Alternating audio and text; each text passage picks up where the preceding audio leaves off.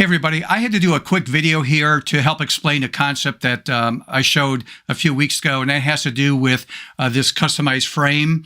And people that had purchased the templates were asking questions about how to actually resize and what's the best way of doing that. So I couldn't explain it in an email, so I had to put a video together to help explain that concept. So I will be back normally releasing my videos on Wednesday. I just had to sneak this in really quick. Are we ready for this? Let's do it.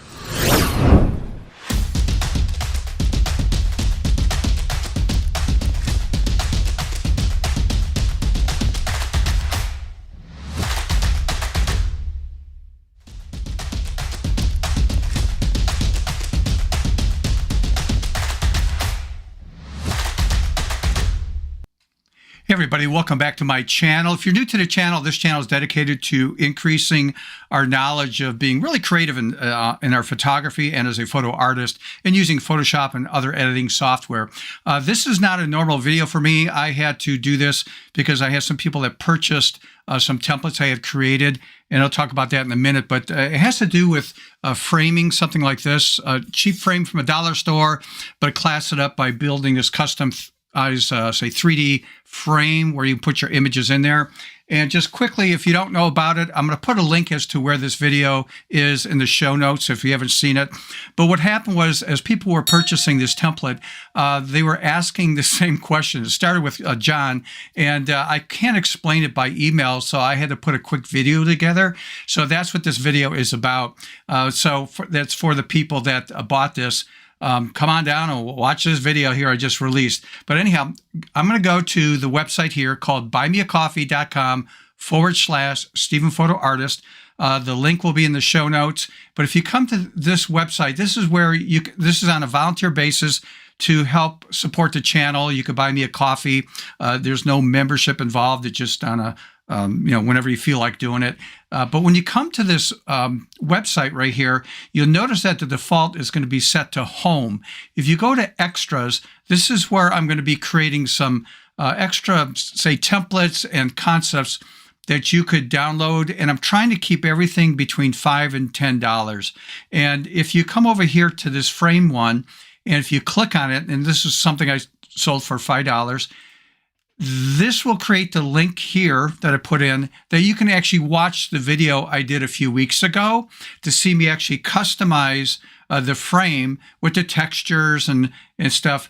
But what wasn't covered was, how do I resize this and the aspect ratio? In other words, John had asked, hey, I do a lot of 8x10 prints and sizes, and I want to put it in 11x14 matted frame. How do I change not only the size, but the aspect ratio?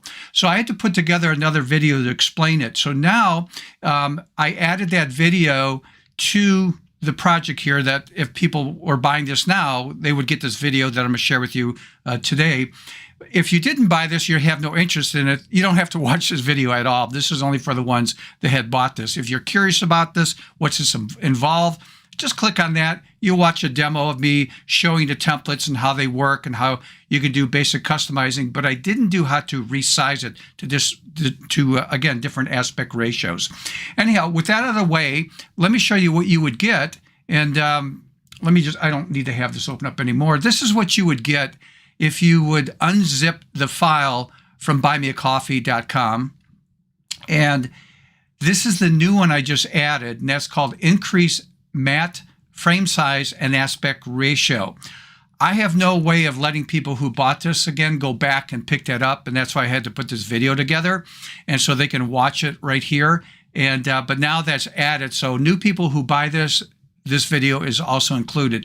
So you'll get the sample image again, the existing training video, a pattern if you don't have the pattern, I gave you that, and then these are the 3 template concepts. So again, if you click on the link, you can watch the video to explain if this is something you're, again, interested in. Okay, so with that out of the way, let's take a look at the video on how to increase the matte frame size and the aspect ratio. Hey everybody, this is an extra video I put together for the people that purchased the frame modules. And the question that was asked by John is, how do I take one of the existing templates and change the size of it, the aspect ratio. So he goes, I do a lot of 8x10 prints. I want to put it in an 11x14 matted frame. And but it doesn't matter if you're going to go, say, an 11x14 print to a 16x20 frame. The concept is the same.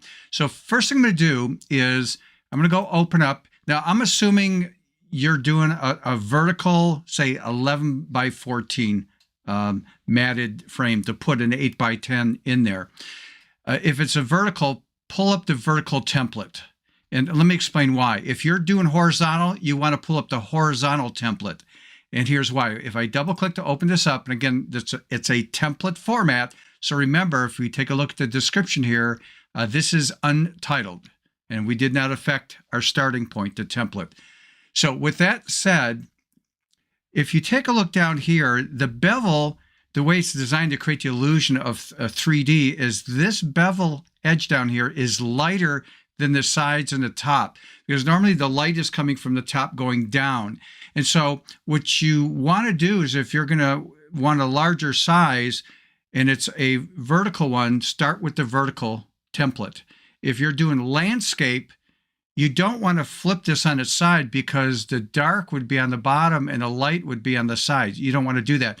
You want to start with the landscape template, and that way you're guaranteed that the bottom will be lit. So hopefully that makes sense, and let's move on to our next step. All right, so the next step is to, at least my thinking is, always start with the end in mind. So I'm going to do Control N like in Nancy. That would be Command N on a Mac. You could actually go to the File drop-down menu and just choose New, but this is the shortcut I like to use all the time. So again, Control N will open it up. And again, if you're new to this, go to File and just choose New. And let's put in the size. So the size that you were asking, this came from John again. We're going to go with the 11x14 as a height. And again, if it was vertical, we put it, would make it vertical. We put in the 14x11.